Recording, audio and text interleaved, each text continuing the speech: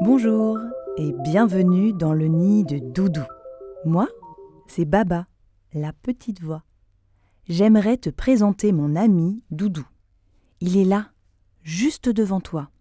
Bonjour, nous sommes ici au centre de recherche interdisciplinaire, le CRI à Paris, où est hébergé le collectif Premier CRI, qui est à l'origine du projet Igloo, que nous allons vous présenter dans cette courte vidéo. L'Igloo est un espace interactif, tangible et numérique, conçu pour de jeunes enfants âgés de 4 à 5 ans. Nous vivons actuellement dans une société qui se digitalise et les outils numériques prennent une place grandissante dans le quotidien des jeunes enfants et de leurs familles. Nous faisons face en France à un débat de santé publique vis-à-vis de l'utilisation des outils numériques par les enfants âgés de moins de 6 ans. En effet, les familles, les professionnels de santé et d'éducation s'inquiètent de l'utilisation des outils numériques par les jeunes enfants et des potentielles conséquences que cette utilisation pourrait avoir sur le développement cognitif, langagier ou psychomoteur de l'enfant. La large littérature scientifique sur le visionnage de la télévision nous indique qu'un visionnage passif et non accompagné de la télévision pourrait avoir des conséquences négatives sur le développement cognitif de l'enfant, particulièrement lorsque ce visionnage est réalisé par un enfant âgé de moins de 3 ans. Les interfaces à écran, même lorsqu'elles sont interactives, possèdent d'autres limites. Donc, une de ces limites est le manque d'activité physique qui va être lié à leur utilisation. Nous avons aussi le fait que les stimulations sensorielles proposées par ces interfaces à écran sont majoritairement de la vision en 2D. Et dernière chose, nous avons une très faible exploration de son environnement par le jeune usager lorsqu'il utilise une interface à écran. Face à ce constat, notre équipe a décidé de faire une proposition d'un outil numérique qui pourrait être un support d'apprentissage pour les jeunes enfants, donc l'Igloo. Ce projet respecte une liste de critères que nous avons identifiés dans la littérature et qui semblent nécessaires à des outils numériques pour pouvoir être des supports d'apprentissage pour les jeunes enfants. Ces critères vont être l'interactivité et l'aspect tangible des dispositifs numériques. On va aussi trouver l'exploration active de l'environnement par le jeune enfant et une exploration qui soit accompagnée par un partenaire social. Et le dernier critère va être l'intégration de l'expérience vécue par l'enfant dans son environnement quotidien. Le projet de l'Igloo est un projet collaboratif qui a nécessité l'interaction avec de nombreux acteurs. Nous avons été 11 à travailler sur l'élaboration de ce dispositif, entre des designers, des ingénieurs, des professionnels et des spécialistes du développement de l'enfant. Il s'agit vraiment d'un projet collaboratif qui est toujours en cours d'élaboration et en cours de construction et d'amélioration au fur et à mesure des expérimentations que l'on peut faire avec les enfants. La structure est composée donc de 6 panneaux et d'un socle. Ces panneaux sont entièrement construits en carton nid d'abeille, c'est-à-dire un carton alvéolaire qui permet de créer une enceinte acoustique. Il est composé ensuite d'un certain nombre d'éléments et d'outils d'électronique. On va trouver un certain nombre de câbles, des enceintes qui permettent vraiment de créer cette interaction multimodale qui est offerte grâce aux nouvelles technologies. Et donc l'enfant, il est amené à rentrer dans le doudou par une petite porte. Il y a une queue que l'on a appelée la queue du doudou qui permet de faire la transition entre l'intérieur et l'extérieur de la structure. Et donc le médiateur invite petit à petit l'enfant à venir rentrer dans le doudou. Et puis une narration vient ensuite prendre le relais pour inciter un certain nombre d'actions que l'enfant doit effectuer. Donc je vais vous décrire ces actions. À l'intérieur de l'Igloo, nous avons 4 dispositifs. Ces dispositifs, ce sont des dispositifs d'interaction tangible, c'est-à-dire qu'ils sont manipulables, l'enfant peut les toucher, peut impliquer en fait son corps dans son interaction avec ces dispositifs. On va avoir un bouton orange ici qui va permettre de changer la lumière du bleu au orange dans l'autre sens. Voilà. On va avoir ici la tache verte qui va actionner le rire du doudou. On a ensuite un cœur rose sur lequel on va inviter l'enfant à poser son oreille et qui va émettre une vibration. Et enfin, on a un petit objet jaune qui, quand il va être secoué, va produire de la musique. Pour l'objet jaune, ce qui est intéressant, c'est qu'on a utilisé une application qui s'appelle Como, Collaborative Motion, qui a été développée en collaboration avec l'IRCAM et qui permet en fait de créer du son en fonction d'un geste préenregistré. Et ce son va dépendre de la vitesse et de l'intensité de la personne qui secoue en fait le smartphone, qui est donc à l'intérieur de l'objet, dissimulé à l'intérieur de l'objet.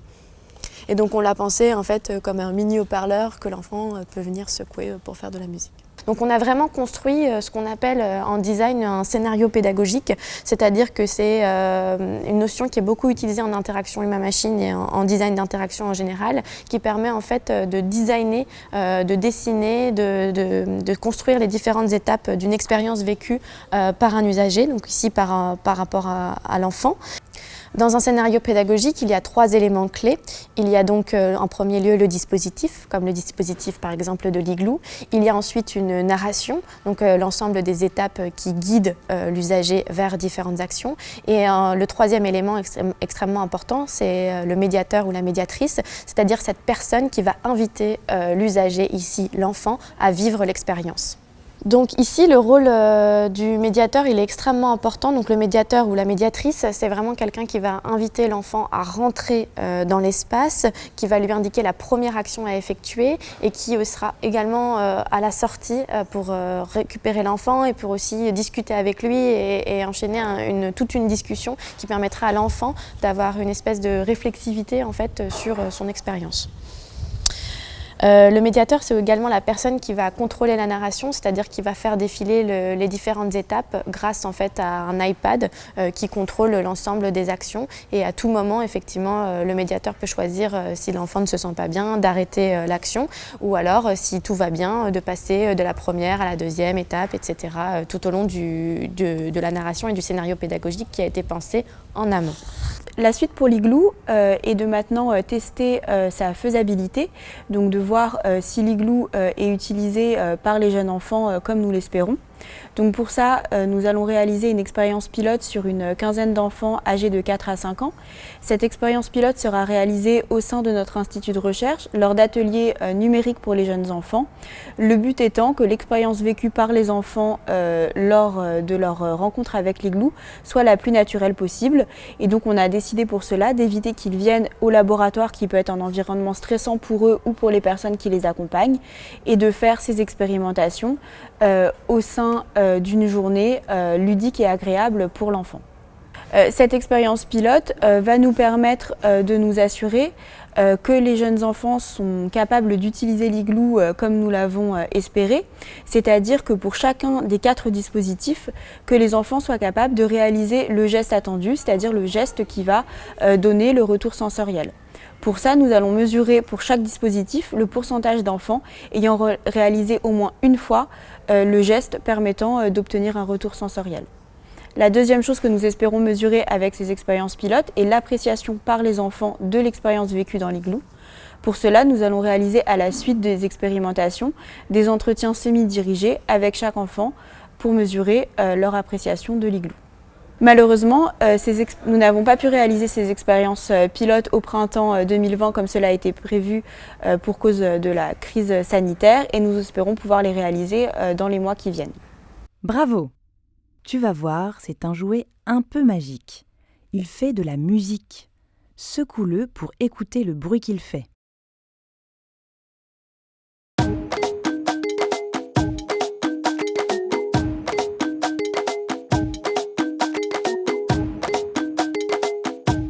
Oh là là, ça le fait bien rigoler. Si les expériences pilotes nous indiquent que l'Igloo est utilisable en l'état, nous avons pour objectif de réaliser une expérience permettant de répondre à notre problématique, c'est-à-dire est-ce que l'Igloo peut être un support d'apprentissage pour les jeunes enfants. Ces expériences, nous allons les réaliser dans des établissements fréquentés par les jeunes enfants et nous avons comme idée d'inclure 2 groupes. Un groupe expérimental d'enfants âgés de 4 à 5 ans qui vont vivre l'expérience interactive dans l'Igloo et un autre groupe contrôle, apparié en âge et en sexe, d'enfants qui, eux, vont vivre la même histoire dans l'igloo, mais cette fois non interactive. Donc les dispositifs, quand les enfants les utiliseront, ne vont pas leur donner de retour sensoriel. Suite à l'expérience dans l'igloo, les deux groupes, le groupe expérimental et le groupe contrôle, réaliseront un test de mémorisation dans lequel on leur demandera de rappeler les éléments narratifs de l'histoire. Notre hypothèse est que le groupe expérimental, donc qui a vécu une histoire interactive, présentera de meilleurs scores au test de mémorisation que le groupe contrôle qui a vécu une histoire non interactive. Si notre hypothèse est validée, cela suggérerait que l'igloo peut être un support d'apprentissage et que le fait que l'igloo soit un support d'apprentissage est lié au fait que l'igloo soit numérique et donc offre des interactions tangibles aux jeunes enfants. L'igloo, c'est vraiment un projet qu'on a imaginé le plus ouvert possible et on aimerait vraiment que ce dispositif puisse être utilisé par d'autres équipes de recherche, d'autres acteurs qui puissent eux-mêmes s'emparer de cet espace, peut-être créer de nouvelles interactions. L'ensemble du processus de fabrication de l'igloo ainsi que les différentes interactions possibles ont été documentés sur une plateforme en ligne à laquelle vous pouvez accéder et donc ça crée vraiment, le but de l'igloo est vraiment de créer une communauté de recherche autour de ce projet et que chaque chercheur puisse se l'approprier, chaque professionnel de la petite enfance puisse également se l'approprier pour se poser de nouvelles questions liées notamment aux interactions tangibles pour la petite enfance. Donc ces interactions numériques qui proposent de manipuler, de toucher, d'interagir avec différents dispositifs et de sortir un petit peu de l'interface à écran.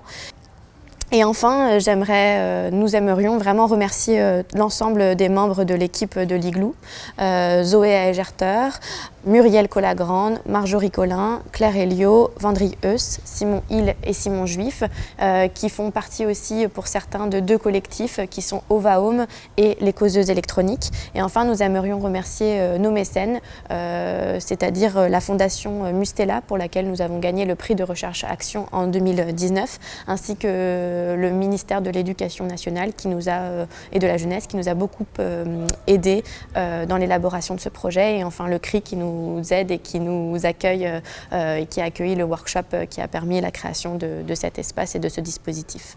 Merci. Doudou va pouvoir faire de beaux rêves.